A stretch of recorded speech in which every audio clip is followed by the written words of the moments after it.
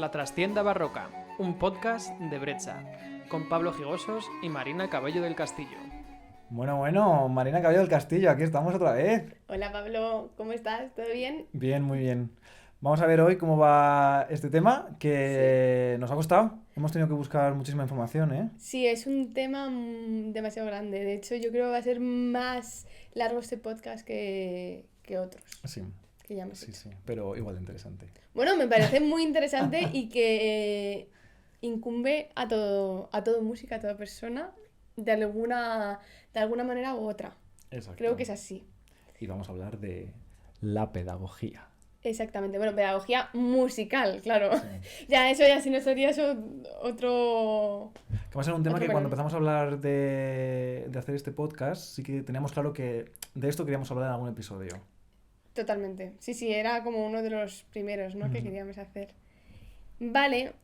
A ver, la música ha sido utilizada como una expresión artística del ser humano desde los comienzos de la humanidad.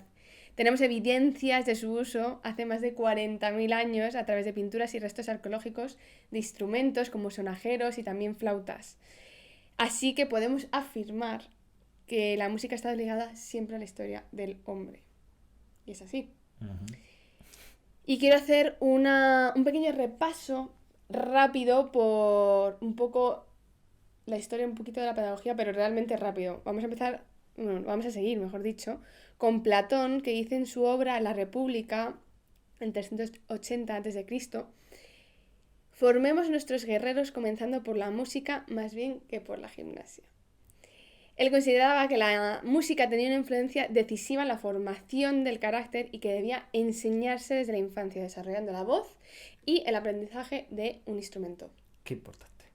No, realmente sí, Claro, sí que claro. es verdad, ¿no? Y sobre todo en esta época que las guerras estaban, o sea, A la orden del día. a la orden del día, o sea, me parece muy, muy interesante. O sea, formemos guerreros, por supuesto, pero también Que tengan cerebro. que tengan cerebro, exactamente, y que toquen instrumentos. Como decía Shakira con la canción de Piqué. El Que no me acuerdo cómo era la frase, la estrofa, pero venía a decir mucho gimnasio, pero el cerebro un poquito Es también, verdad. o algo así. No, Sí, yo no me probablemente no sé acuerdo, las es palabras verdad. exactas, pero era un rollo de esto. Vamos a seguir con Carlomagno, a quien se le debe el gran empuje que toma la música y su enseñanza en el mundo occidental, pues se ordena crear escuelas en monasterios y catedrales para la práctica musical. Durante la Edad Media son los monjes los que se hacen cargo de la enseñanza musical, teniendo esta gran relación con el oficio religioso. Y claro, esto sobre todo implica a los niños, chicos, porque sobre todo tenemos todas las evidencias, sobre todo principalmente son de los hombres, ¿no? Que eran los que principalmente estudiaban, aunque Sí, también las sí. mujeres, pero bueno. Pero a todo esto es que este verano estuve en una conferencia que dio José Mi Lorenzo, que se llama Mujeres, en el Early Music Morella. Y este chico, bueno, es que es increíble. O sea, a mí me encantó. Su tesis está titulada Las mujeres y la música en la Edad Media Europea, relaciones y significados. Él es doctor en Historia Medieval por la Universidad Complutense de Madrid y yo quiero invitarle. Desde aquí te decimos Que venga, que nos claro. encantaría contar contigo para la siguiente temporada cuando estemos Bueno, a ver si llegamos a las siguientes temporadas. Ojalá que sí. Pero si grabamos en Madrid Claro. o por O España, al menos tener como una temporada especial en España. nos Eso gustaría mucho y nos contar con encantaría. él, porque es que este tema... Y ya si tenemos patrocinadores, ni te cuento. Aquí ya metiéndolo. No, bueno, pero es que este tema, sobre todo el tema de las mujeres, la Edad Media, también me recuerda a Egeria. Claro. A otras que queremos invitar. Por supuesto, no podemos descubrir todo. Además es verdad, perdón. No, bueno. La cosa es que me encantó y trató todo el tema de las mujeres en la Edad Media y fue súper interesante. Sí que había mujeres, lo que pasa es que están escondidas. Pero bueno, ya hablaremos de todo esto. Pasamos al Renacimiento, que nace el culto al virtuosismo. La música deja de ser una manifestación íntima y toma el carácter de espectáculo. Además se desarrolla el arte de la disminución, con metódica. Claro, ahora también aquí he dicho unas cuantas palabras, lo del tema de las disminuciones, ¿qué es esto de las disminuciones? Básicamente, las disminuciones es un estilo de ornamentación. Es complicado explicarlo así tan rápido, porque también es otro tema. Pero las disminuciones básicamente es, vamos a poner, hacer más pequeño algo grande. Entonces, si tenemos una melodía, imaginémonos de 4 notas, pues a lo mejor disminuir ya es hacer que esas 4 notas en el mismo tiempo sean 8, básicamente, ¿no? Sí. Con el fin, pues eso, de ornamentar y de hacerlo más interesante. Y, por ejemplo, un tratado que tenemos de la época, que, por ejemplo, para los gambistas pues es muy importante, bueno, para todos, porque es un ejemplo muy grande, es el tratado de Diego Ortiz, Sí. del tratado de glosas, que glosas es también disminuciones, y bueno, pues esto. Más tarde, con la Reforma, tanto los luteranos como los calvinistas propician la educación de los niños, de esto también hablaremos, como en la antigua Grecia. Terminadas las luchas religiosas, se afirma el humanismo, originando un gran movimiento pedagógico. En el siglo XVII, Juan Amos Comenio, conocido como el padre de la didáctica, escribe en su obra La Didáctica Magna: la música es imprescindible para la educación desde la escuela materna. Nada hay en la inteligencia que no haya pasado antes por los sentidos. Además es que es muy bonito lo de la inteligencia con los sentidos. Sí. Y bueno, me parece muy bonito. Además, en el siglo XVII surgen los Ritteracademien, que son colegios para la nobleza. Obviamente Ritteracademia es una palabra en alemán, que es un colegios para la nobleza, donde la música era considerada una habilidad esencial, al igual que la esgrima, de un hombre noble de la época. Que de hecho con la esgrima, nosotros, tú y yo, creo que el primer año que nos conocimos aquí, o el segundo, yo no me acuerdo, Sí, pero no fue me al acuerdo. principio, que resulta que los dos hemos hecho esgrima cuando éramos adolescentes. pero además en mucho, España. o sea, Sí, sí. somos... Y hemos competido sí, y tal. Sí. Y aquí en Basilea nos Nos apuntamos, aguantamos 2 clases. Sí, porque, por ejemplo, no era mi especialidad. Mi especialidad era sable y aquí Ya, hacíamos yo sí que espada. hacía espada. Y es que Pero a mí espada... que el profe esto no me convencía. Sí, Hablando pero de profes. espadas son muy brutos con espada. El sable Sí. somos más con tocar ya te vale. O sea, es diferente. Ya. A mí la espada es que unos moratones así de grandes. Ya. Así que no era muy bonito. Pues mira, nosotros hemos tenido educación musical y de esgrima. No vamos mal encaminados. Somos perfectos para hombre noble. Porque Porque mujer, hombre, o sea, mujer... no tanto, pero... Vale, pues bueno, quiero comentar un poquito simplemente hoy en día, qué nos dice la RAE de qué es la pedagogía, Sí. para también entender esto un poquito mejor. Por un lado, claro, es la ciencia que se ocupa de la educación y de la enseñanza, Ujú. ¿no? Es la práctica educativa o de enseñar un determinado aspecto o en un determinado área. Entonces, continuando un poquito, tiro para atrás con Guido d'Arezzo. Seguimos con la Edad Media. Y que, claro, la Edad Media, los cantores de las catedrales y monasterios empleaban varios años de su vida en aprender de memoria todas estas melodías gregorianas del oficio. Que, claro, tú imagínate, no me acuerdo ahora mismo cuántos años eran, pero, claro, tenían que estar memorizando, no sé por qué tengo en la cabeza el número 7, pero bueno, a lo mejor como esto también es religioso va por ahí. Pero, claro, la gente tardaba un montón de años simplemente en poder memorizar todas estas melodías. Y entonces, ¿qué ocurre? Aparece un personaje que es Guido d'Arezzo, que es un monje italiano del siglo X. Y claro, pues desde niño parece ser que tuvo que lidiar con este horror pedagógico para poder memorizar todas estas melodías. Y algo más adelante, para facilitar las cosas, inventa un nuevo método de aprendizaje y de lectura. A él le debemos, bueno, diversas cosas. Va a empezar por la más básica, que es el tetragrama, nada de tetas, tetragrama, perdón, que eso sería el antecesor del pentagrama, ¿no? Que como todos sabéis, el pentagrama son estas 5 líneas que escribimos para colocar las notas. Para leer, básicamente, Para leer, eso sí. es, tanto en las líneas como en los espacios. Bueno, pues el tetragrama es el antecesor del pentagrama, pero vamos, que servía exactamente para lo mismo, para leer la música, y las notas se colocaban también entre líneas y espacios. El que lo dice, como claro, el pentagrama, algo ahora súper común, súper normal, pero es que Claro. en realidad es que es un sistema súper complejo al final, todo lo que Sí, lleva sí, todo todo lo que esto. engloba. Exacto. Entonces, bueno, inventa estas, digamos, 4 líneas. Ujú. Pero además inventa un sistema mnemotécnico que ayudaba a los cantores a recordar las partituras, que a este sistema se le conoce como la mano guidoniana. Es que antes me trababa pronunciando esta palabra, no sé por qué. Entonces, ¿qué es lo que hace él? Se fija en un famoso himno dedicado a San Juan Bautista que solía cantarse en aquella época, conocido como Utquean Laxis. Bueno, perdóname, porque es que yo, no sé tú, Marina, yo nunca he dado una clase de latín De porque latín dice yo tampoco. ciencias. Yo también. Entonces, perdóname por la pronunciación, probablemente será terrible. atribuido a Pablo el Diácono, que tenía la particularidad de que cada frase musical empezaba con la nota superior a la que antecedía.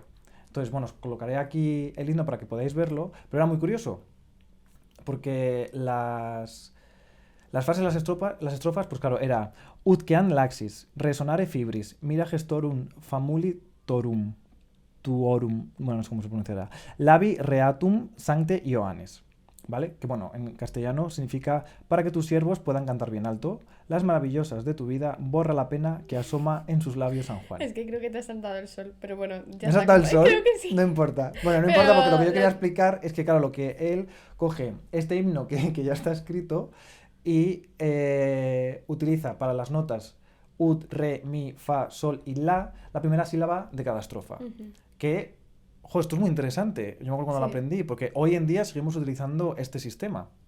Sí, ¿Qué ocurre? Claro, en esa época, que ya lo explicaremos en otro podcast con más tranquilidad, porque solo llegaba hasta el la. Pero claro, vemos ut de ut queant laxis, re de resonare fibris, mi de mira gestorum, etcétera, etcétera, etcétera.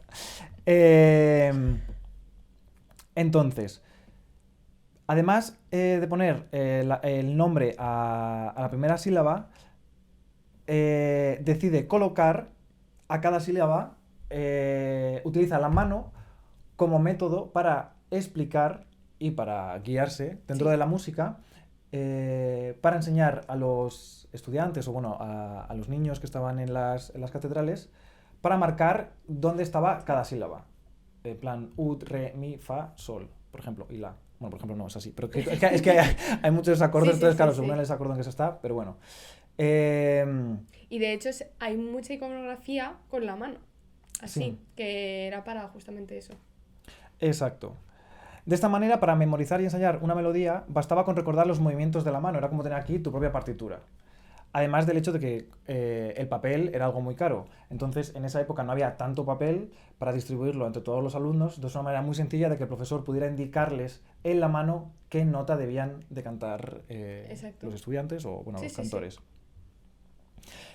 A este sistema él lo denominó, bueno, solmización, que es lo que decimos hoy en día, que solmizatio en latín, que bueno, más tarde, hoy en día lo conocemos realmente cuando estudiamos en el conservatorio profesional o las escuelas de música, solfeo, que viene Sí, de que aquí. eso ya suena más, ¿no? Es de hecho una Sí. clase, una asignatura en los conservatorios, como tú has Exacto. dicho. Porque es que nosotros sí que lo tenemos lo de solmización, pero claro, es algo aquí en la escuela Sí, que es eso como es muy algo específico, muy muy de aquí, específico. sí, sí. Es después, en el siglo XVI, cuando aparece o se escribe la nota si, que de hecho viene de, si os acordáis, de la última estrofa, Sancte Ioannes, que es lo de la S y la I. Y en el siglo XVII, Giovanni Battista Doni se dio cuenta de que la primera sílaba, que muchos de vosotros diréis ut, pero ut no lo decimos hoy en día en las clases de solfeo, es do. Pues efectivamente, Giovanni Battista Doni se dio cuenta de que la primera sílaba era un poco incómoda de pronunciar y entonces es quien la cambia a la sílaba do, que se adapta un poquito mejor al canto. Pero aquí no se termina todo el ingenio de Guido, Marina Cabello del Castillo. Como los libros eran muy escasos en aquella época, usó sus propias manos, y esto ya lo he contado, no sé por qué lo estoy contando otra vez. Perdóname, es que me he perdido. Ah, sí, ya sé lo que quería contar. Con lo de la mano, que a lo mejor a vosotros os puede sorprender, porque se utilizaban en todas las falanges, que de hecho hacía este recorrido, llega hasta unas casi 3 octavas. Ujú. Que esto sí que quería mencionarlo porque de primera dices la mano, pero tampoco hay tanto. Claro, no hay tanto, pero sí. Vale, y entonces, este sistema pedagógico, de hecho, tuvo tanto éxito que el Papa Juan XIX le invita a ir a Roma a exponerlo. Pero claro, no hay una mejor manera de comprobar que es un sistema que funcionó muy bien y que tuvo muchísima fama en la época porque vemos que actualmente sigue vigente. Exactamente. Ahora, con todo esto, vamos a viajar un poquito en el tiempo con el rol de la educación musical entre los años 1600 y 1750. Aunque bueno, también un poquito antes. Ya... incluso un poquito antes, sí, porque en 1517 se escriben los textos de Lutero, que dices, ¿y dónde te estás yendo? Claro, el luteranismo se basa en la escritura. O sea, la gente tiene que poder leer la Biblia, ¿no? Que es la máxima autoridad. De hecho, el luteranismo, en el luteranismo, creen que el diablo es tan real como su creencia en Dios y que la música es su antídoto contra el diablo. Entonces, aquí ya empezamos. La música entre todo. La música, claro. Pero esto es muy interesante porque entonces la música cumple una función bastante fuerte con la religión. Y en el siglo XVI, con la reforma política y social que hay, se expande la importancia de la música en los colegios. ¿Pero por qué? Efectivamente, como hemos dicho, la gente tiene que aprender a leer. Entonces se extiende también que la gente aprenda y la música al final es algo que ayuda mucho a aprender. Por ejemplo, ¿quién no ha aprendido una tabla de multiplicar cantando? ¿No? O sea, es algo, al final eso es pedagogía musical también. O sea, cómo usamos la música para también aprender cosas. Eso nos ha acompañado siempre.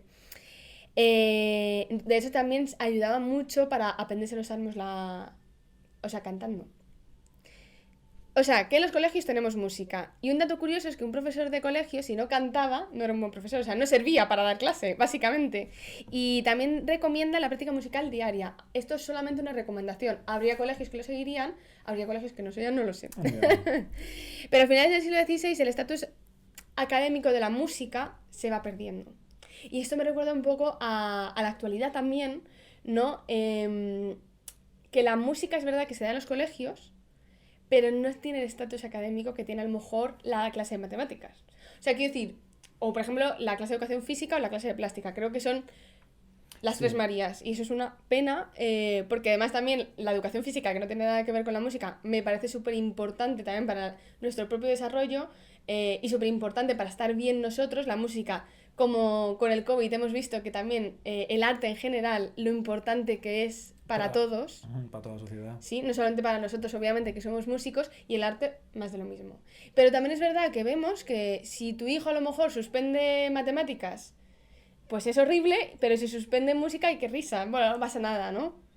Ya. O si suspende plástica, bueno, venga, pues a dibujar un poco, ¿no? O si suspende gimnasia, venga, a correr un rato, ¿no? Yo creo que es un poco así, ¿no? O sea... Pero que se ha suspendido naturales y lengua, estás todo el verano castigado. Exacto, profesor particular para tal. ¿Cuántos profesores particulares hay de matemáticas, no? Ya. Pero bueno, en fin. Entonces, eso, que vamos perdiendo un poco este estatus que tenía la música en el colegio. Aún así, vemos documentados que la mayoría de colegios abrían y cerraban las clases con una canción sacra. Y eso está documentado hasta 1733 en Leipzig. También cada vez las iglesias tienen más instrumentistas, porque también hay más música y el aumento exige que la gente estudie y aprende instrumentos también en los colegios. Y de hecho se ve que hay un aumento de contratar organistas y profesores de instrumentos en los colegios. Ay, espera un segundo, esto que has dicho sobre la práctica musical diaria, que se tocaba música al entrar y al salir. O sea, se cantaban canciones sacras. Se cantaban, vale. Es que me ha recordado... Eso está documentado. Vale, es que me ha recordado porque yo, por ejemplo, en mi instituto, allí en Salamanca, nosotros en lugar de tener un timbre de verdad que decía... ¿Sí? Nosotros nos ponían canciones.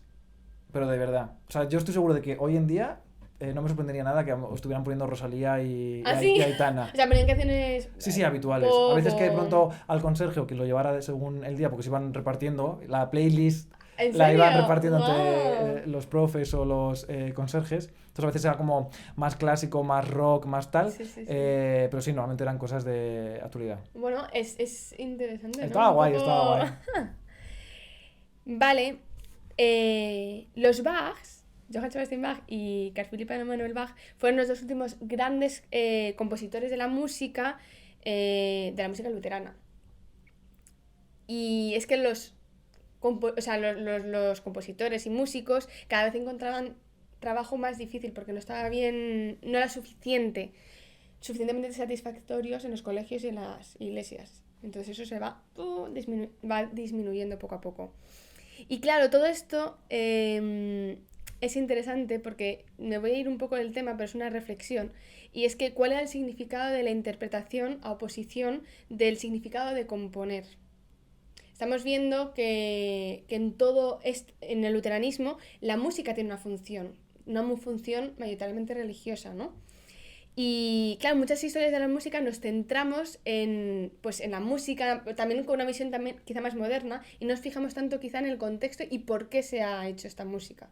Y esto es muy interesante, entender este contexto. Y esto también va a que hay un libro de Willy Kahl, el de 1948, que se llama Autobiografías de músicos alemanes, y habla, bueno, de una frase de Carl Philipp Emanuel Bach que me ha parecido muy interesante con esto, porque dice: debido a que escribo la mayoría de mis obras para determinadas personas o situaciones, me he comprometido mayoritariamente a ello en vez de a las pocas obras compuestas para mí. A veces he tenido que seguir reglas ridículas que no me han gustado. Hay pocos tríos, solos y conciertos que he compuesto libremente para mi propio uso. Ya, pero es que esto, imagino que habrá sido así siempre, ¿no? Porque Sí. hoy en día, incluso en muchísimas profesiones, ya no solo los músicos, Sí, que a lo mejor hay sí. muchas veces que tenemos que tocar con orquestas o con ensembles, que tú dices, bueno, me gusta el ensemble, pero la música no. Tienes que hacer trabajos que a lo mejor lo haces porque, claro, te da de comer y te ayuda a Sí. pagar el piso. O incluso un diseñador gráfico. Yo tengo varios amigos que muchos de ellos no están trabajando Totalmente. en proyectos que les encanten, pero claro, es Es su su trabajo. Sí, sí, para nosotros también y bueno, para mucha Pero llama la gente. atención, sí, sí, ver que claro, que el pobre Carl Philipp también sufrió esto. Sí, sí. Pero que a veces no pensamos en ese contexto, vemos una obra maravillosa, o que para Ya, nosotros es maravillosa, y a lo mejor a él no le gustaba tanto, y a lo mejor le habían dicho, como por ejemplo vimos en el anterior episodio con Laura, bueno, fue el anterior, con todo el tema de la ofrenda musical, por ejemplo, sí, que es un tema dado. sí, sí, sí. O sea que al final muchas veces tenemos estas cosas detrás de la música, que muchas veces no podemos ni saber lo que Sí. había, pero bueno, es interesante. Vale, y de aquí pasamos a Couperin, François Couperin, Sí. El arte de tocar el clave, de 1716. Y es que escribe un tratado que es muy cortito y hay una cita que quiero poner que es que me hizo muchísima gracia hablando perfectamente para esto sobre la pedagogía. Y dice: es mejor, durante las primeras clases que se dan a los niños, no recomendarles que estudien en ausencia de la persona que les enseña.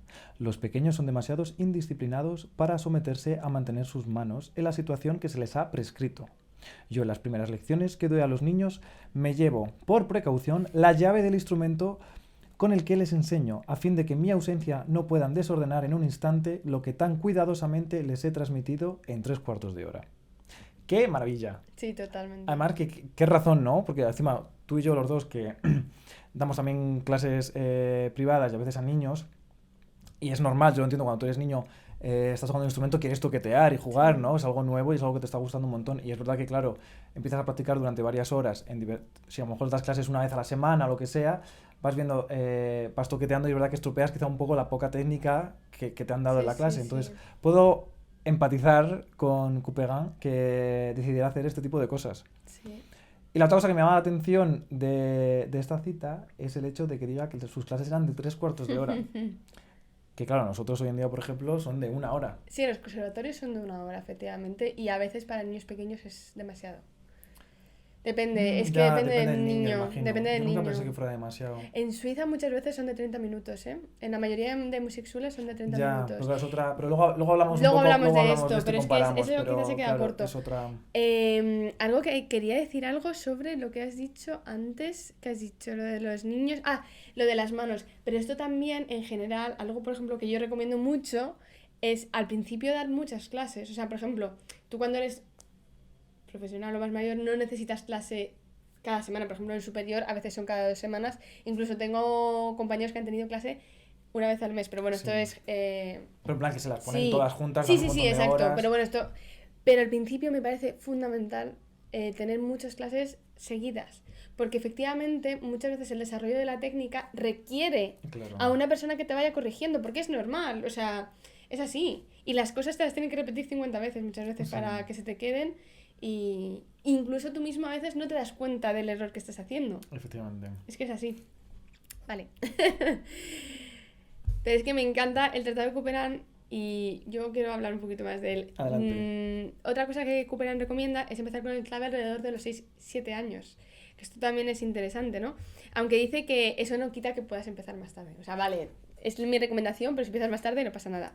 De todas maneras, remarca que cuanto antes se empiece mejor. El tratado está dedicado al príncipe, que era el hijo del rey, que tenía unos 6 años. Y esto también, pues, si lo llevamos al contexto de hoy en día, los conservatorios se empiezan a los 8 años. Es verdad que la mayoría de niños prácticamente todos, tienen algo de música antes. O sea, creo que tú y yo Sí. con la música hemos empezado muy pequeñitos. Quizá no con un instrumento, también puede ser una introducción a la música Sí. o tocando instrumento también. Orff, yo hice Orff, creo. ¿El qué? Orff. ¿Orff? Sí. No sé qué es eso. Instrumentos de percusión. Es como un método. Yo hice... ¿cómo se llamaba? Música y movimiento. Ah, sí, ya existía eso. Sí, Pensaba música que y esto movimiento. era de millennials. ¿Qué dices? Pues yo hice música y movimiento pues desde los 3 añitos, sí. Mira, no Y, sabía. pero efectivamente era percusión, cantabas un montón. Recuerdo también que nos empezaron a enseñar las notas, pequeñas cositas pues para seguir el ritmo, cosas así, ¿no? Pero bueno, es una introducción, música y movimiento. Vale, otra cosa también interesante de Cooperán es que recomienda practicar con espejo. Vale, que eso estoy 100% de acuerdo. Sí, yo estudio nos lo con dicen espejo, siempre. me encanta estudiar con espejo. Pero ¿por qué lo dice Cooperán? Para ser elegante. Qué importante es esto. Bueno, a ver, es verdad que a veces vemos a músicos que por muy bien que tocan tienen una Sí. posición muy fea tocando. Y eso es verdad que se puede corregir, ¿no? También mirándote en el espejo tú te das cuenta de tu postura, ¿no? Ahora mismo también. Seguramente me miro a la cámara y digo, uy, podría estar más Ya, recta, ¿no? más Y eso recta. lo corriges mirándote al espejo.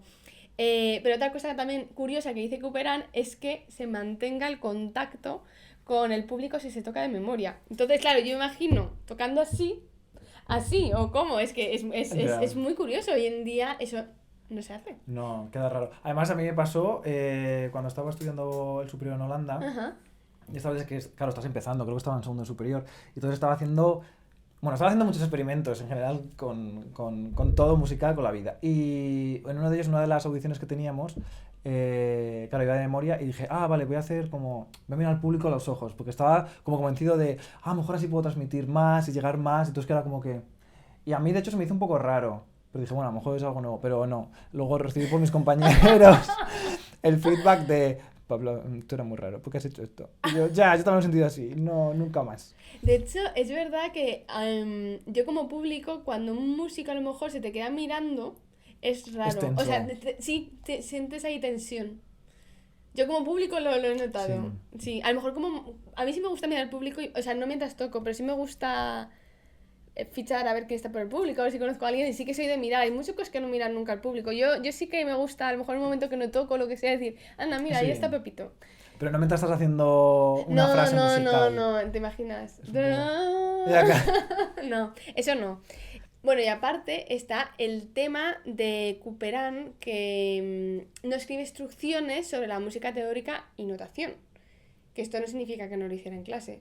Pero es que en la época hay otro tratado de Lambert que sí que lo trata, que también es sobre el clave, los principios del clavecín.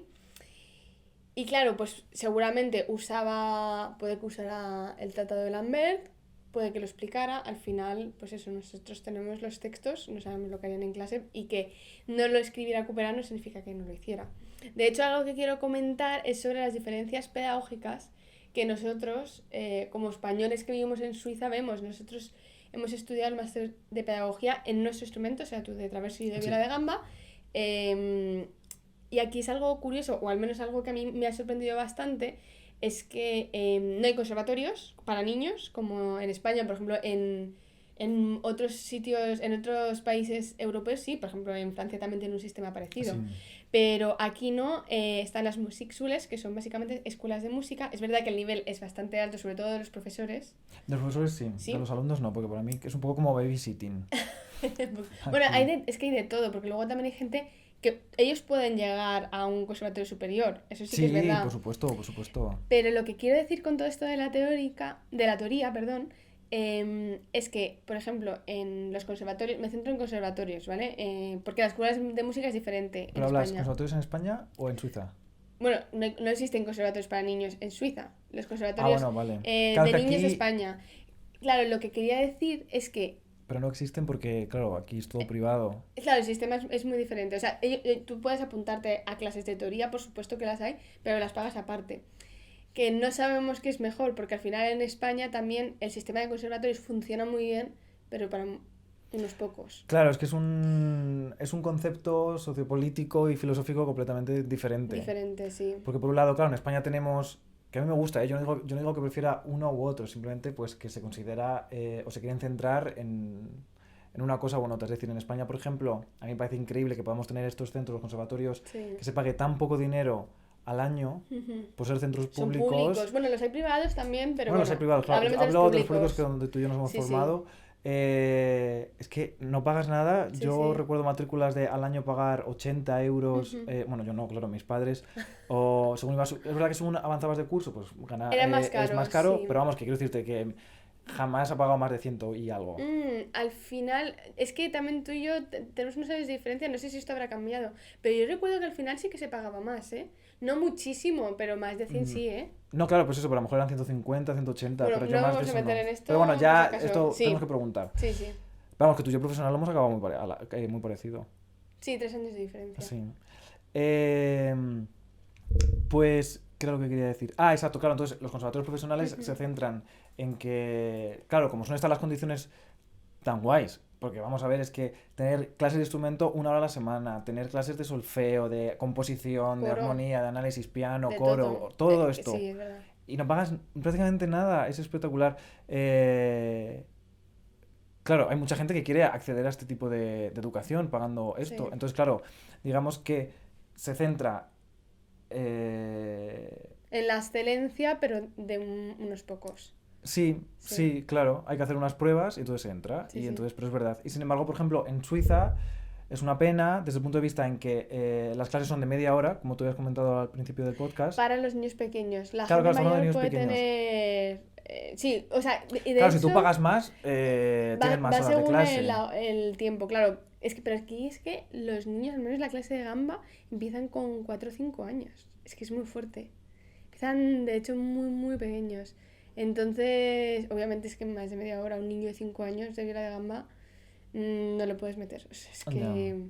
Bueno, pero lo que quería decir, es que nos hemos ido, es que, vale, que en Suiza, en esas media hora que estoy diciendo, tú enseñas generalmente a esos niños también a leer. Porque muchas veces, o sea, a veces tienes suerte y el padre sí le ha cogido clases de solfeo, pero en la gran mayoría no. Entonces, en esos 30, 45 minutos, enséñale a tocar, enséñale a leer, enséñale todo. Las tonalidades, yo recuerdo estar explicándole, además, en una niña como de 12 años, yo estaba haciendo una sustitución y no sé qué le dije, sí, esta pieza en sol mayor, fíjate, cuidado que tiene un sostenido, no sé, no me acuerdo ya. Y me acuerdo de la niña que dijo, ¿cómo que sol mayor? Y claro, con 12 años, a mí, o sea, las tonalidades lo aprendes con 8 Ya. años nada más entrar al conservatorio. Entonces, para mí fue como, uy. Claro. Pero claro, es así. Sí, sí, aquí es algo diferente. Sí. Pero claro, por ejemplo, aquí donde sí que está mejor en este aspecto es que en las clases de instituto de los colegios sí que le dedican más tiempo a la música y la gente está muy bien formada. Total. Entonces, claro, la diferencia está en que quizá en España por los conservatorios hay menos gente que está muy especializada y muy bien formada. Y aquí lo que deciden es que, digamos, con ese mismo dinero, que evidentemente no es el mismo dinero, pero lo que deciden es que llegue a más gente, pero no se les forma tanto. Exactamente. De hecho, los colegios, o sea, yo veo que aquí la gente tiene una afición por la música impresionante. Todo el mundo, o casi todo el mundo, o sea, voy a generalizar, ¿vale? Estoy generalizando, pero es que todos saben leer música, todos cantan, o sea, no todos, perdón, vale, pero la gran mayoría participan en coros, hay también una gran afición por los coros, la lectura, o sea, no sé, me sorprende mucho. Sí, sí, sí. Mucho, mucho. Pero claro, luego por otro lado, cuando hacemos las pruebas de acceso, o sea, es normal, creo, en general en toda Europa, que entran muchos españoles, porque creo que la educación está muy bien hecha en este aspecto, Ujú. y de hecho aquí en la escuela hay muy poquitos suizos que estudien. Sí, sí, hay muy poquitos. De hecho, no sé si una vez leí que era como un 2% de la escuela o algo así. Sí, sí. Pero es que me lo creo, es que Claro, claro. los hay contadísimos. Sí, sí. Y las pruebas de entrada, bueno, esto ya hablaremos, son curiosas. La entrada de... O sea, para los españoles, la parte teórica, Sí, suele ser bastante fácil porque estamos muy bien formados en toda la parte sí, sí. teórica, o sea, de solfeo, etcétera.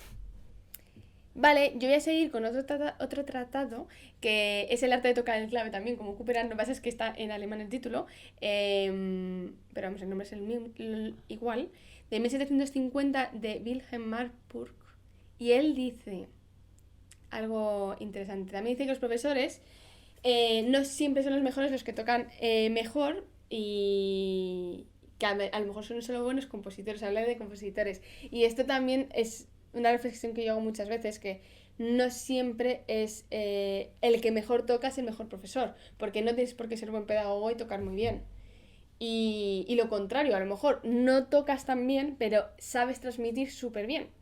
Y esto se ve. Y por ejemplo, a mí me parece que en un, por ejemplo, grado elemental, ¿sí?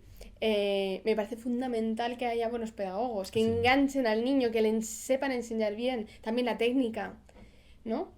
No voy a decir nombres, porque conocemos grandes músicos, que no sé si sabes a quién me refiero, pero bueno, no lo voy a decir.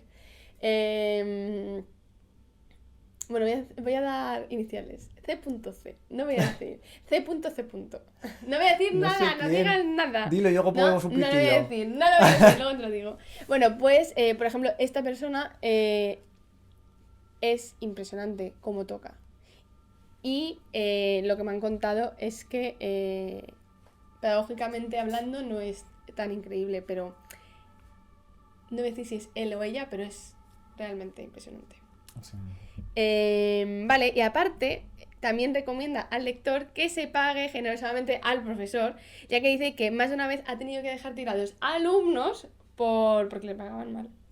Me parece estupendo eso. Eso me parece muy curioso y bueno, que ya lo dice, ¿no? Que ya estaban mal pagados en esa época. Pobrecillo.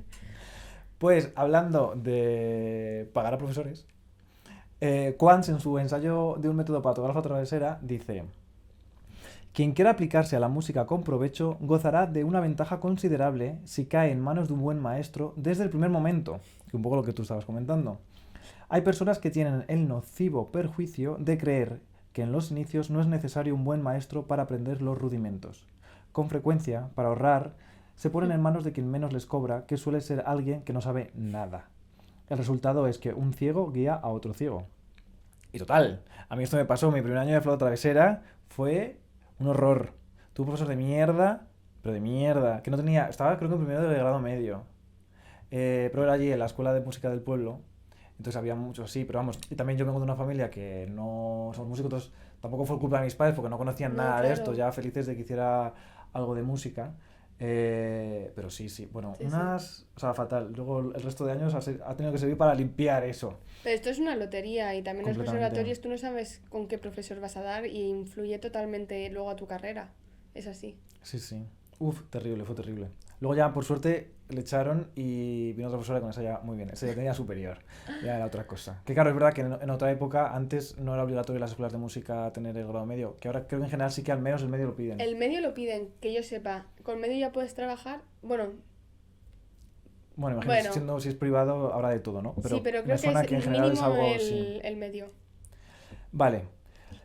Entonces, Juan dice: yo aconsejo todo lo contrario. Desde el principio hay que tomar al mejor maestro que pueda encontrarse, aunque haya que pagarle 2 o 3 veces más que a los demás. A la larga costará menos, pues ahorraremos tiempo y esfuerzo. Con un buen maestro se avanza más en un año que con uno malo en 10. Sí, Juan. Estoy de acuerdo contigo. Es así. Otra cosa que comenta es que el alumno debe tratar de escuchar tanta buena música de la que recibe el aplauso general como le sea posible. Esto le allanará mucho el camino hacia el buen gusto de la música. Debe intentar sacar provecho no solo de los buenos instrumentistas, sino también de los buenos cantantes. Esto me parece, vamos, fundamental. Sobre todo, bueno, los comienzos y durante todos los estudios. Sí. Para desarrollar, como dice bien, el buen gusto y hacernos un poquito sí. con el estilo. Sobre todo, por ejemplo, nosotros con música antigua, bueno, en realidad cualquiera, ¿no? Pero quiero decir, sobre todo para aprender estilo, esto me parece completamente importante. Y también para conocer más repertorio. O sea, me parece fundamental. Y otra cosa que me gustaría comentar es tener en cuenta un poquito, claro, el contexto sociocultural que está en la época, ¿no? Y es que, por ejemplo, también Quants en este tratado menciona que, por ejemplo, a los flautistas nos ocurre a veces que si las personas sudan mucho o que hace mucho calor, que a ti te encanta un sudor, Marina, nos ocurre a menudo que hace mucho calor que, claro, la flauta se nos resbala y es bastante incómodo. Entonces, claro, nos sugiere que nos toquemos la cabeza porque llevaremos una peluca. Entonces, claro, es muy gracioso leer esto, no estás leyendo ese tratado y realmente sientes que estás tirando para atrás en el tiempo. Porque claro, en esa época era habitual llevar una peluca y las pelucas llevaban polvos de talco. Entonces, claro, sugiere que nos toquemos el pelo, es decir, la peluca, y utilicemos los polvos de talco que se nos han quedado adheridos a la mano, que lo extendamos por la embocadura. De esa manera el talco absorberá este sudor y evitará que se nos resbale. Esto es buenísimo. Ahora utilizamos el... Ay, ¿cómo se llama? Bueno, hay muchas cosas que se pueden poner en la embocadura, pero yo, por ejemplo, en verano sí que me pongo... Bueno, no sé, es para drapo, pero es una cosa parecida. No. Bueno, no me sale el nombre, ya lo diré. Bueno. Es verdad que yo digo celo porque es algo así, ¿no? Parece Sí, como así algo rectangular, como cinta de carrocero o algo parecido. Bueno. Y finalmente, una cosa que es que me chirriaron... Bueno, los oídos, lo estaba leyendo no en voz Los alta, ojos. pero sí, me sangraban. Se me hacía raro porque es todo lo opuesto a lo que se nos ha enseñado desde niños. Que decía, el alumno siempre ha de marcar el compás con el pie. En las piezas lentas a la corchea y en las rápidas a la negra. Es que me sorprende sobre todo el tema de los tempos. O sea, Sí. de las... Sí, de las notas corchea y negra. Me sorprende mucho. Con las veces que nos han pisado, a mí de pequeño por lo menos, Sí, te pisaban el pie. Qué malo es tu profesor, sí. No, pero incluso el director de la banda, cosas así. Sí. Porque imagínate estar 40 personas tocando y que cada niño... No, claro, con el claro. pie. Y que suene, no. Sí, o sea, es algo que nos enseñan, es verdad. Lo de pisarme, creo... O sea, yo claro, tocando la viola como... No, ya, claro. No me pisan el pie tanto, no sé, quizás, no sé. Sí, pero esto es curioso porque Couperin, en su tratado que antes hemos visto, también lo menciona, pero dice lo contrario. Dice, algunos tienen el hábito de marcar el tempo con la cabeza, con el pie o incluso con el cuerpo entero, y esto no debe ser así. Si hay alguien que no sea capaz de mantener el tempo sin contar, al menos que no se le note. O sea, y ahí estoy, vamos, súper de acuerdo con Couperin. O sea, digo, entiendo que a lo mejor tienes una dificultad o es un momento difícil de ritmo y que necesites una sobreayuda, ¿no? Pero, jolín. Ya, que tú la diga... Sí. Sí, bueno, yo imagino que, claro, como estudiante también... imagino que se tendrá mayor o menor facilidad con respecto a tener este pulso interno. Y si no se tiene, hay que educarlo de alguna manera. Y el metrónomo, o sea, nosotros, o sea, Claro. estudiamos hoy en día también con metrónomo, o sea, para mí es fundamental Claro. el metrónomo. Que por cierto, bueno, no sé si vosotros lo conoceréis, yo lo he visto pero no lo he utilizado y es que al parecer han inventado, ya hace unos años, un reloj, bueno, es un reloj, es un metrónomo que se pone como si fuera un reloj y en lugar de sonar lo que hace es que vibra. Y esto, por ejemplo, sí que cuando lo vi pensé, tú puedes ser interesante para desarrollar, porque este pulso interno, Total. encima lo sientes en todo el cuerpo, yo creo, no Sí, como sí, el es muy pulso del interesante. pie o... Sí. Esto también me recuerda, o sea, tú por ejemplo si quieres de metrónomo sí, del aparato. Bueno, no sé cómo se dice la marca. Sí, yo de aparato. ¿Qué? Sí, a lo mejor la marca. Cojo, Corco, Sí, bueno, no es sé algo cómo eso. es. Yo me he pasado ya al móvil. O sea, yo por ejemplo lo tengo todo en el móvil. Y que aparte, que esto lo hemos comentado Sí, antes, yo es que cuando con el estábamos móvil hablando. no puedo porque se me acaba la batería en un pispás. Es que es verdad, porque claro, como está funcionando todo el rato con la luz y tal, es verdad que se acaba enseguida. Pero yo sí, yo soy de, pues te llevas el cargador y pues lo cargas. O sea, yo soy de esas. Pero algo que me gusta también del metrónomo ahí, bueno, aparte que es, bueno, esto también lo tiene lo de que puedes marcar el tempo y se te pone de directo, pero eso también lo tiene el tuyo. Sí. Pero algo más novedoso sí que tiene. Y es que lo puedes poner con luz. En vez de que suene, que además tienes un montón de soniditos, en plan, ti, o con sonido de madera, o sonido de cada uno a su gusto, lo puedes... Claro, pero... qué importante. Qué importante es que pueda hacer eso. Oye, bueno, a lo mejor te gusta más un sonido que otro. Otra cosa es eso, lo de la luz. Y esto sí que es interesante, sobre todo, por ejemplo, en grabaciones, Sí. que para que no suene, ¿no? O bueno, si no quieres molestar al vecino, también te puede servir También. lo de la luz. O sea, le quitas el sonido al pi, pero ahora tocando ¿qué? Fantasías de Telemann, no te importa tocar ahí a todo trapo. El que no ha entendido eso. Porque he dicho, para no molestar al vecino con el metrónomo. Bueno, porque... Lo estás tocando. No, pero no es lo mismo. Es que a mí, por ejemplo, yo recuerdo de estar estudiando en cabinas, que muchas veces no escucha, o sea, o puedes oír todo lo del compañero de al lado, sobre todo si se te ponía una trompeta, Ya. era como te mato, sobre todo yo tocando la viola de gamba, sobre todo esto en un conservatorio de grado medio, me pasaba mucho, porque ahora en la escuela pues éramos todos de Antigua, pero en el otro sí que me pasaba pues eso, que se me ponía, yo qué sé, un clarinete y me fastidiaba muchísimo porque sonaba muchísimo más que mi instrumento. Ya. Pero cuando se ponían con el metrónomo, pa, pa, pa, y tú encima yendo a otro tempo y pulso. tú te mato. Quita tu metrónomo. A mí me ha pasado aquí en las aulas 7, que no están bien Sí, insonorizadas. esas no están bien. Sí. Alguna vez me ha pasado que se me ha puesto uno de trompeta, trombón, pero de moderno. Pero esos que no deberían estar ahí. deberían estar ahí, exactamente. Y yo sí que les he llamado y les, Sí, les he sí, dicho que sí. se fueran. Porque les Es he que dicho, para eso era súper, en plan, No. oye, fuera. A mí es me que no daba un pueden palo estar, que ya, me moría pero es que siempre. no me jodas, yo estaba intentando ahí Sí, sí, estudiar, sí. encima un traveso que no suena tampoco nada, Sí. y está ahí el tío con solos de orquesta, de trompeta. Claro, a y todo molesta trapo. mucho. Y el metrónomo, pero en ese caso, me tienes que dar Ya. la razón, sí que molesta. Bueno, yo no oía el metrónomo, pero vamos. Vale, y pasamos ahora a la escuela de Blavet, que Sí. Blavet era un flautista francés del siglo XVIII que al parecer era famoso por su impecable afinación, incluso cuando tocaba en tonalidades muy difíciles, por lo que comentan, y por la belleza de su timbre. Voltaire, de hecho, expresó que admiraba no solo su forma de tocar y hablaba de él como un virtuoso de la más alta excelencia que conservaba su modestia innata a pesar de su ininterrumpida popularidad. Y que parece que Quans también lo menciona esto, que dice que debía ser un tipo mega majo, Ujú. aparte de que tocaba muy bien. Entonces, bueno, en 1726 empieza a tocar con el Concert Spirituel como flautista, que esto es una orquesta que en la época se hizo un hit total. Fue muy famosa esta orquesta.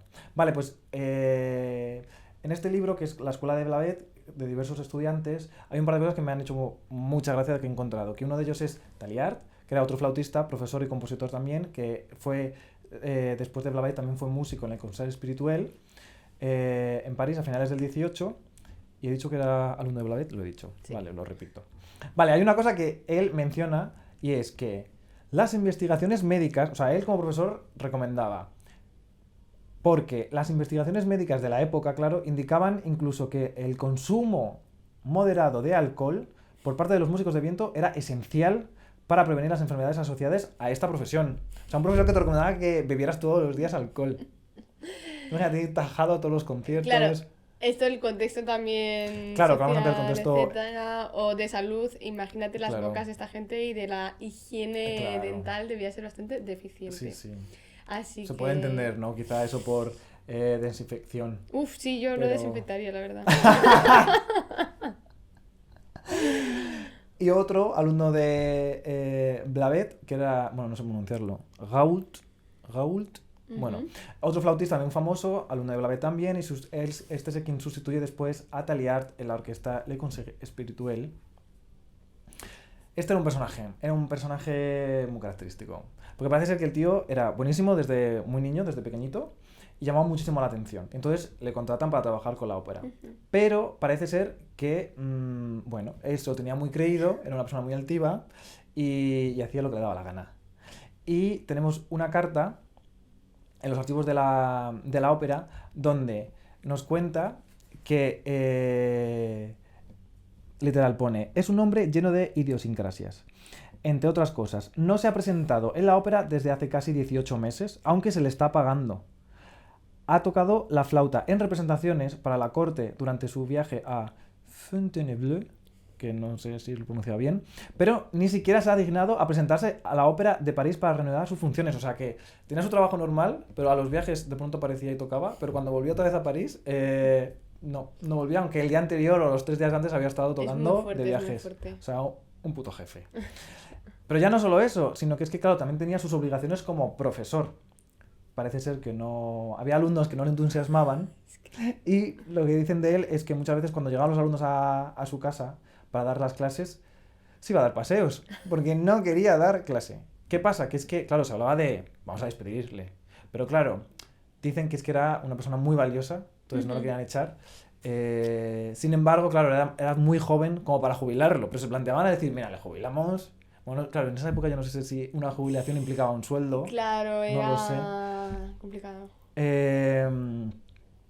Así que nada, estaban intentando que reanudara su trabajo en la ópera, porque es que, vamos, a ver si volvía. Es Qué muy fuerte esto, fuerte, es muy fuerte. ¿Tus profesores se iban? ¿Alguna vez? No, bueno, menos el gilipollas este que tuve el primer año, no, que yo recuerdo que se fuera, no, siempre estuvo ahí, pero vamos, que no dábamos clase de verdad. Sí, o sea, yo en eso la verdad es que he tenido muchísima suerte De hecho, Paolo aquí en la escuela, o sea, es que el tío, o sea, da clases cuando viene a dar clase, que es cada 2 semanas, o sea, da clase todo el día en plan, bueno, imagino que como Mark, ¿no? O sea, seguido en plan de 9 a 9. Para 1 hora para comer en todo el día. Y es que el tío, a lo mejor acaba de hacer 2 horas de clase. Y es que, pero ni para ir al baño, era como llegabas, ya o sea, tenías que tener la vela fuera y pum, venga, vamos. Empezamos. Es que no paraba.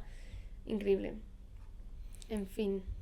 Vale, y la última anécdota de aquí que me gustaría mencionar, hablando de la pedagogía y de los instrumentos, es que, claro, en esa época era bastante habitual en el siglo XVIII que los instrumentistas no estaban tan especializados como nosotros en un solo instrumento, sino que tocaban varios, a veces dos, incluso a veces tres, como por ejemplo el caso de Blavet, a veces él tocaba tanto fagot como traverso. Pero que hay muchos otros ejemplos de gente que tocaba flauta y trompeta, fagot y flauta de pico, lo que fuera. Hay una cosa que me ha hecho mucha gracia, es que claro, en esta época, en el siglo XVIII, parece que la flauta travesera, bueno, el traverso, estaba muy de moda, como luego después en el XIX pasa con el fortepiano. ¿Qué pasaba? Que los oboístas tenían pocos alumnos y veían que había money en... ¿Qué muevo esto? En las clases de flauta. Entonces se ponían a dar clases de flauta ellos, sin tener ni idea. Ya, es muy fuerte. Porque claro, recibían dinero. Hablando de... Vamos a buscar profesores mejores para formar a nuestros estudiantes, ¿sabes? Justamente. Pero esto es algo que, claro, evidentemente luego después, en el siglo XIX empieza a especializarse todo un poquito más y empieza a cambiar un poco. Pero, ¿qué pasa hoy en día? Porque hoy en día estamos viendo, o yo al menos, tú también lo has visto, ¿no? Que, Sí. bueno, más en música antigua probablemente, Sí, que y gente medieval toca... también mucho, Bueno, claro. Sí. Que la gente toca uno o dos instrumentos. Yo he llegado, Sí. hace poco estuve en un concierto que, de hecho, la chica de Tiorba de pronto se pasaba a tocar la viola. Ujú. O he llegado a ver que la de viola de brazo tocaba percusión. Y una vez el violín concertino se pasaba a flauta 3.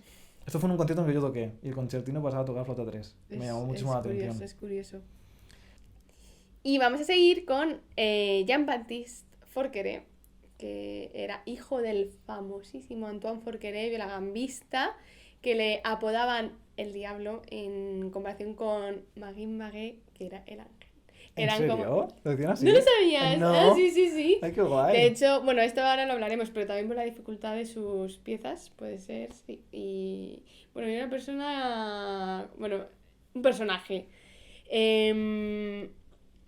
Pues el hijo, ¿vale? Jean-Baptiste, que es el quien queremos hablar, aprendió a tocar la viola de gamba con su padre desde muy pequeñito. Y de hecho se presentó al rey, a Luis XIV, con 5 o 6 años. Y fliparon con lo bien que tocaba el niño y la técnica que tenía. De hecho, eso está escrito, la técnica. O sea, es increíble, ¿no? Un niño tan pequeño y ya tocando. O sea, básicamente era un niño prodigio. O sea, es así. Y vale, la vida es que... La vida de esta familia da para una película. De verdad, lo digo desde aquí, por favor. O sea, si queréis hacer una película sobre este señor, de verdad, o sea... Cogió muchísimos celos de su hijo, el hijo... Bueno, el padre metió a su hijo incluso en la cárcel. Pero bueno, ya hablaremos... Haremos un especial de Forqueré. Yo creo que estaría bien, de verdad, porque es muy interesante. Bueno, pues a todo esto, todo el tema de la pedagogía, tanto Maré como Forqueré, el otro compositor que he mencionado, para los gambistas, o sea, dentro de la música francesa son nuestros... bueno, es la época de oro, ¿no? Lo llamamos así siempre. Y es que lo interesante de estos compositores es que escriben con muchísimo detalle todo para la viola de gamba, o sea, todo. Y la cosa es que al morir el padre de Antoine, de Jean-Baptiste, perdón, Antoine es el padre, cuando muere el padre, Jean-Baptiste decide publicar la obra de su padre y escribe las digitaciones. Pero aquí yo tengo una reflexión, pero esto es mío personal, ¿eh? Esto no lo he sacado de ningún sitio. Y es que las digitaciones de Forqueré, o sea, las piezas son muy difíciles. Y las digitaciones que hace, o sea, las digitaciones es qué dedo pones dónde. Porque al tener, o sea, hay muchas opciones, entonces está muy bien cuando te dicen algo concreto. Y en este caso las digitaciones que escribe son muy difíciles. Y entonces aquí yo hago varias lecturas. O sea, personal, ¿eh? Uno, que él dijera, vale, yo soy el único capaz de tocarlo bien y el resto lo tocáis mal y quizás por las dificultades de las digitaciones, porque se pueden hacer con otras digitaciones más sencillas. 2, quería putear a su padre. Por hijo puta. No lo sé, pero es algo realmente de decir, ¿por qué pones esas digitaciones tan difíciles? ¿Es así o no? Pero para que entonces quedara el padre un poco como en evidencia. Bueno, sí, o de decir, a lo mejor no quiero tocar a este señor que hace esto tan difícil, no lo sé. No lo sé, estos son solamente suposiciones, pero realmente son complicadas. A lo mejor simplemente estaban escritas así porque quería ese sonido. Muchas veces al cambiar la digitación usas cuerdas diferentes. Y por ejemplo, cuando tocas más arriba, el sonido es diferente. Entonces a lo mejor justamente quería ese sonido y están hechas las digitaciones para eso, con ese fin de que suena así. O también otra cosa es que a lo mejor nosotros, o sea, a lo mejor estos realmente eran gente prodigio y a lo mejor tenían una mano increíble, una mano gigante o una mano súper flexible y no les era difícil hacer esas digitaciones. No lo sabemos. Esto son cosas que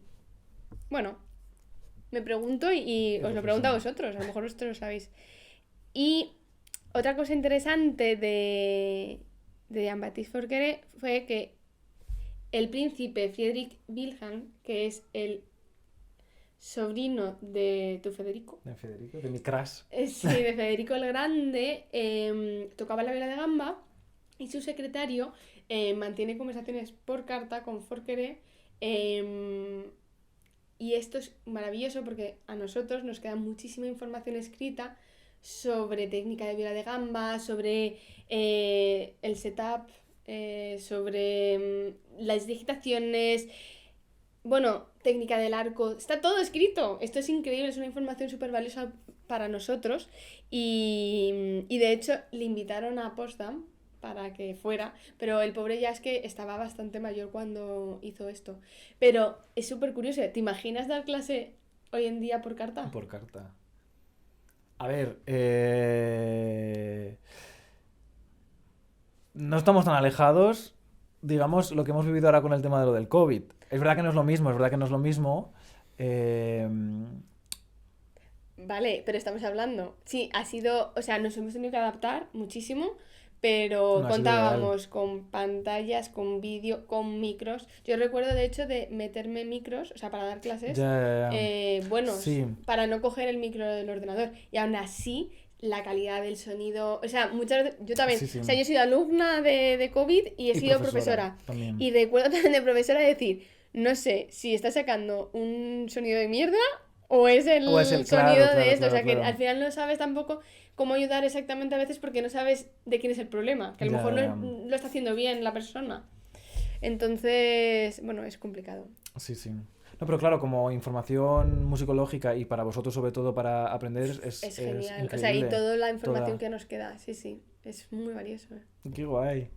Pues de aquí pasamos a Leopold Mozart. Sí. El padre de, evidentemente, el famoso Mozart, que escribió un libro, un tratado sobre la escuela de violín, vamos a traducirlo.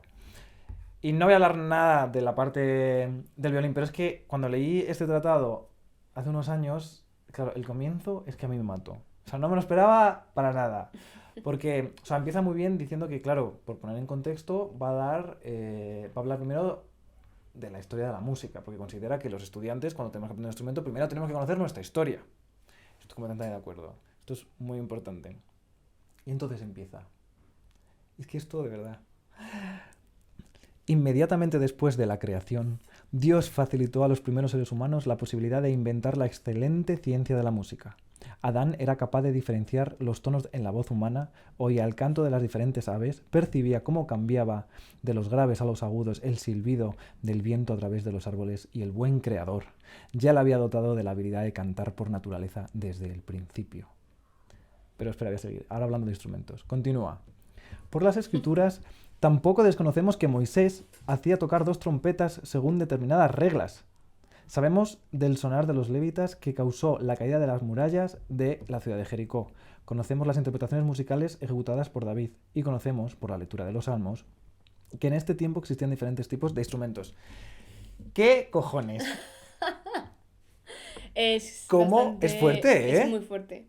También entiendo que hablamos del contexto sociocultural, pero... Es que ahí estamos. ¿Cómo puedes explicar la historia de la música? Encima este señor... en la Biblia. Pero la influencia de la religión. A mí lo que me flipa es esto, la influencia que tenía la religión en todo, ¿eh? O sea... O sea, pero bueno, también es que Qué Dios fuerte. creó al hombre. O sea, si crea al Sí, sí, hombre, sí, crea la pero música, que- crea todo. Qué horror, qué horror, qué horror. Pero claro, considerar esto que esta es la historia De la música, sí. Pero es que no termina ahí la cosa. Bueno, hay un momento que yo dije, vale, ya nos estamos poniendo en camino, ¿no? Porque dice, no hay duda de que fueron los griegos quienes sucedieron a los hebreos en el estudio de la música. Que bien, has hablado tú al principio de Platón, personaje que existió. Y dije, vale, bien, ahora ya hablamos de los griegos, vale, vas a poner un poco más serio con respecto a la parte de la historia de la música. Y entonces, continúa. Conocemos a Mercurio, Apolo, Orfeo y Anfión, entre otros. O sea, ¿qué? ¿Qué me estás contando? ¿Cómo pasamos de la Biblia a los dioses griegos? Es que... Pero, o sea, ¿en qué momento? Yo pensaba que aquí venía la luz de verdad, nada científico, nada de nada. Y no solo eso, claro, que es que después de esto dice, Marina, que esto tú no lo conocías. ¿Cómo se ha inventado tu instrumento? Que aquí te lo explican muy fácilmente que fue un dios, que no lo has conocido, pero... Mientras tanto, quiero nombrar a Mercurio como inventor de los instrumentos de cuerda, hasta que alguien resulte mayor merecedor de este título. Claro, luego es otro. Claro. Los escritos antiguos y nuevos coinciden en que cuando el Nilo volvió a su cauce, después de haberse desbordado más allá de sus márgenes y haber inundado todo Egipto, Mercurio encontró entre los animales ahogados que habían quedado en los prados y en los campos y praderas el caparazón de una tortuga en el que solo quedaban nervios y tendones. Y claro, nos explica un poco después que evidentemente, como estaban los nervios y los tendones de diferentes tamaños Sí. y longitudes y anchuras y Bueno, demás, ahí lo de los tendones no está tan... sí, pero que lo desinterpretado, descubrió pero bueno, un sí. dios bajado del Sí, sí, cielo. Sí, sí, no, La ahí está- concha de una tortuga y se pone a No, cantar no, ahí que... estamos totalmente fuera. Si llega a decir lo de... O sea, porque las cuerdas al final Sí, usamos... sí. son tripas de animal. Pero sí, es muy fuerte, la verdad. O sea, Uf, no me lo esperaba para se ha ido nada. un poco el señor. Cuando estuve Sí. leyendo esto es que no me lo esperaba para nada de nada. Pero bueno, es graciosa la anécdota. Sí, Y dirás tú, imagínate tú ir a clase de musicología y... total. Que por cierto, hace poco he visto que han creado unos estudios oficiales universitarios. Monstruo, lo he visto, a lo mejor es mentira. Yo lo he visto como que le dicen que es como de verdad, que van a empezar en 2024, Ok. de magia. Pero no en plan magia borrar, sino en plan rollo... no sé en qué país era, no sé por qué me suena que O en sea, porque Inglaterra, la pero igual magia me sí que es equivoco. algo que se puede... O sea, la No, magia... no, pero que es como dentro de los estudios para que si vudú, como pero también desde un punto de vista como histórico, bueno, una rayada muy fuerte. Que por un lado lo pensé y lo dije yo, oye, yo quiero hacer esto. Pero claro, bueno, en fin. Te está Cerramos, yendo, me estoy yendo, Vale, me estoy yendo te por está yendo completo, un poco. perdón. Vamos a terminar, de hecho, como solemos terminar, que es recomendando un CD. En este caso, bueno, pues cada uno va a recomendar uno sobre este tema, sobre la pedagogía, Exacto. ¿no? ¿Empiezo yo? Venga, empieza. Venga, pues hablando de la pedagogía, a mí, claro, se me ha ocurrido el CD de Bartók Kauken, que graba sobre George Philip Telemann las sonatas metódicas, que, bueno, lo ponemos por aquí, que no sé pronunciarlo bien, sonate metodische, bueno, que simplemente era una partitura unas composiciones que hace Telemann, donde nos escribe, es súper interesante porque nos escribe la parte, claro, del continuo y la melodía de la flauta, y luego en la parte superior a la de la melodía de la flauta escribe otro pentagrama más donde nos escribe lo que él esperaría que un flautista haría, pero por cuenta propia, como ornamentos. Y es increíble, es espectacular. Y el CD, bueno, este CD me encanta. Genial. Yo voy a recomendar, como antes he mencionado, el Tratado de Glosas de Ortiz, pues se llama De Cercadas el Tratado de Glosas, de Diego Ortiz, y está grabado por Jordi Sabal. De Vela de Gamba, obviamente. No podía ser otro. No puede ser de otra manera, y Jordi Sabal también, otro referente dentro de la música antigua general y en la Viola de Gamba. Así Pues nada, que aquí nos despedimos. ha sido largo, ¿eh? Este ha sido largo. Esperemos que os haya gustado mucho. A nosotros nos ha gustado mucho hacerlo, hemos aprendido también un montón. Sí. Y nada, nos vemos Nos vemos en en la el siguiente. próxima y con el invitado. Chao. Adiós.